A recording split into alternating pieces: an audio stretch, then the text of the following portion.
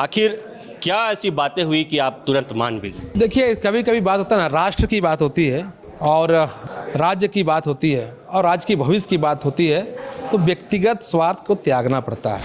हमारे गार्जियन, असम राज्य के मुख्यमंत्री और चुनाव के सह प्रभारी आदरणीय हिमंता बिस्वा शर्मा जी हमारे घर आए और 1.5 घंटा हमारे घर में रहे।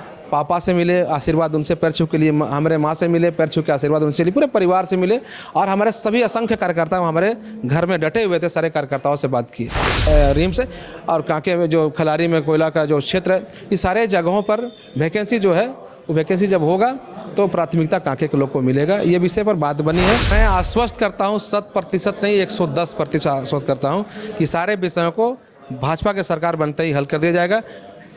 हमको सब जानता है, कमलेश राम वही बोलता जो कर पाता है। नमस्कार, न्यूज़ विंग टीवी में स्वागत है आपका। मैं हूं रफ़ी समी।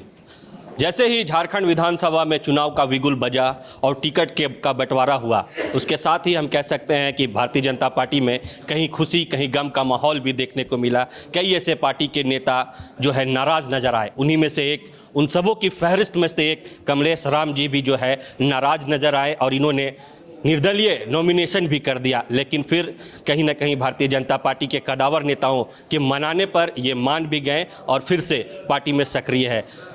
जिस तरह से आपने निर्दलीय नॉमिनेशन भी किया, आखिर क्या ऐसी बातें हुई कि आप तुरंत मान भी गए? देखिए, कभी कभी बात होता है ना, राष्ट्र की बात होती है और राज्य की बात होती है और राज्य की भविष्य की बात होती है, तो व्यक्तिगत स्वार्थ को त्यागना पड़ता है।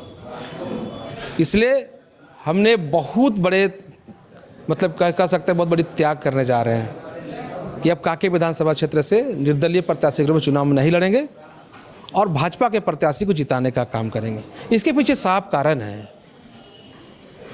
चूँकि भाजपा का एक सदस्य हैं, आपने सबने हमेशा पूछते रहे कि इस्तीफा कब देंगे। हम हमेशा कहते हैं इस्तीफा नहीं देंगे और भाजपा में ही रहेंगे और चुनाव भी लड़ेंगे। लेकिन हम समझते हैं कि एक भाजपा एक परिवार है और परिवार में खटपट चलता, कभी कभी बाप माँ से भी बेटा का अनबन हो जाता है, लड़ाई हो जाता है या फिर किसी बातें पर असहमति हो जाती है तो बेटा भी घर से निकल जाता है।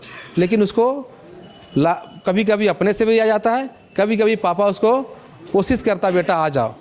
हमारे गार्जियन, असम राज्य के मुख्यमंत्री और चुनाव के सह प्रभारी आदरणीय हिमंता बिस्वा शर्मा जी हमारे घर आए और 1.5 घंटा हमारे घर में रहे। पापा से मिले, आशीर्वाद उनसे पैर छू के लिए, हमारे माँ से मिले, पैर छू के आशीर्वाद उनसे लिए, पूरे परिवार से मिले और हमारे सभी असंख्य कार्यकर्ता हमारे घर में डटे हुए थे। सारे कार्यकर्ताओं से बात की और आश्वस्त किया कि कांके विधानसभा के विषयों को, जो भी कमलेश राम के सामने जो अभी विषय लेकर जनता आता है और जो जिसके लिए वो संघर्ष कर रहा है, जितने मुद्दे विषय हैं, सरकार बनते ही कमलेश राम जो भी विषय को उठाएंगे उसकी वो विषय का हल कर दिया जाएगा। जैसे बुढ़मू में डिग्री कॉलेज बनाना है, वो विषय आने वाला समय में हल कर दिया जाएगा।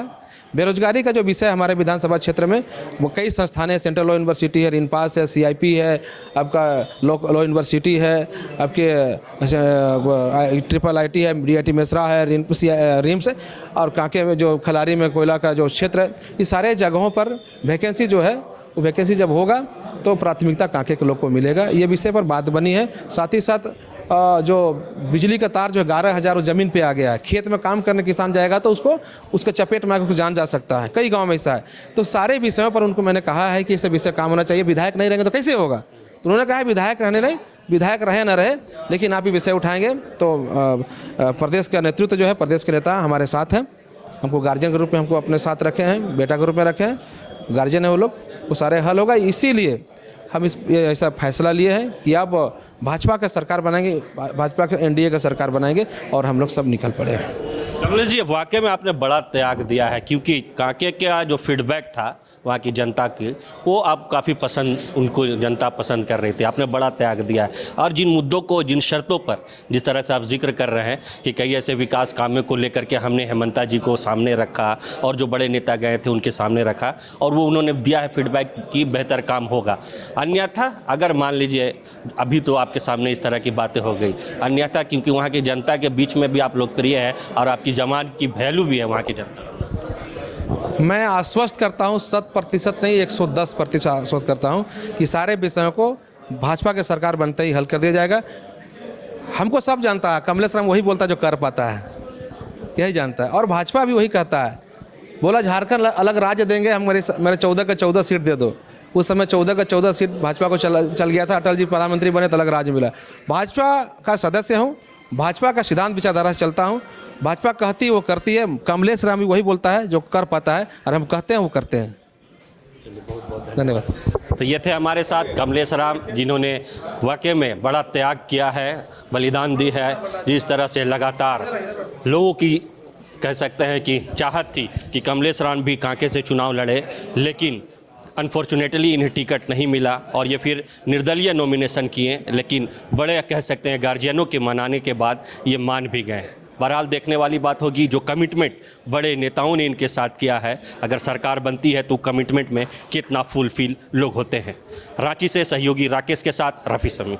डोंट वरी सर, घर आपको टाइम पर मिलेगा और ऐसा मिलेगा कि आपकी उंगलियां भी बरतेंगी। ये देखिए सर, A1 क्वालिटी का सीमेंट लगा रहा हूं मैं।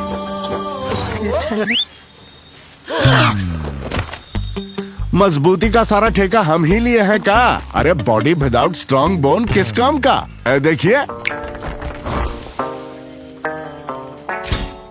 मजबूत घर चाहिए तो अच्छे सीमेंट के साथ अच्छा सरिया भी लगाइए, तभी तो ऐसा घर बनेगा जो